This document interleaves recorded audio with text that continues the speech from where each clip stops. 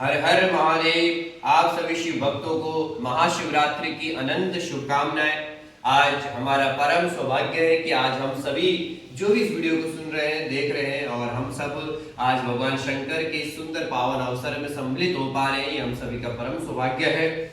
शिवरात्रि को महारात्रि कहते हैं और जन्माष्टमी को मोहरात्रि कहते हैं, और जो नवरात्रि में सप्तमी की जो रात्रि आती है उसको कहते हैं कालरात्रि। तो इन तीनों रात्रियों की बड़ी विशेष महत्वता है। इन तीनों रात्रियों में हम सात्विक रूप से भगवान की आराधना उपासना कर सकते हैं। शिवरात्रि है और इस समय 4 प्रहर होते हैं एक दिन में, और एक रात में 4 प्रहर, तो पूरे 8 प्रहर होते हैं।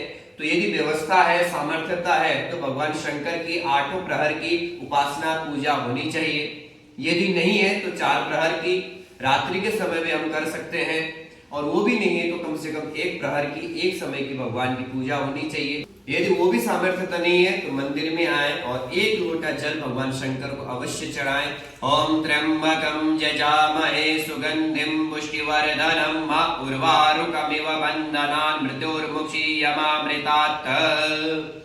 इस प्रकार से भगवान शंकर का जल चढ़ा के भी आप अभिषेक कर सकते हैं, यथाशक्ति यथा भक्ति, क्योंकि भगवान शंकर का जो परिवार है वो पूजनीय है। भगवान शंकर पूजनीय है। हर एक गृहस्थी को भगवान शंकर की पूजन अवश्य करना चाहिए, क्योंकि कथा जैसे आप सभी को ज्ञात है, भगवान शंकर का जो परिवार है, उसके जो वाहन है, उन सब का मति बिल्कुल भिन्न है। आप देख सकते हैं भगवान जी का जो वाहन है वो शेर है, और भगवान शंकर जी के जो वाहन है नंदी जी महाराज हैं, और दोनों में कोई मित्रता नहीं है आपस में। अगर वस्तुतः हम देखें सांसारिक दृष्टि से, किंतु भगवान शिव के घर में ये दोनों मिलकर रहते हैं आपस में। भगवान शंकर के गले में है सर्प और कार्तिकेय जी का वाहन है मोर। तो इन दोनों की भी इस संसार में कोई मित्रता नहीं है, किंतु भगवान शंकर के घर में परम मित्रता है। और गणेश जी महाराज का वाहन है मूषक, और भगवान शंकर जी के है गले में सर्प।